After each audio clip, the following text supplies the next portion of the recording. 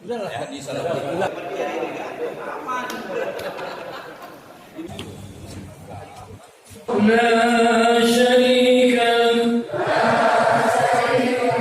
Diberikan kesempatan untuk menunaikannya, yaitu ibadah haji.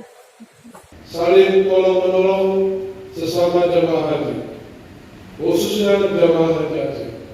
Jangan saling menyalahkan, melainkan saling mengingatkan bila terlupa.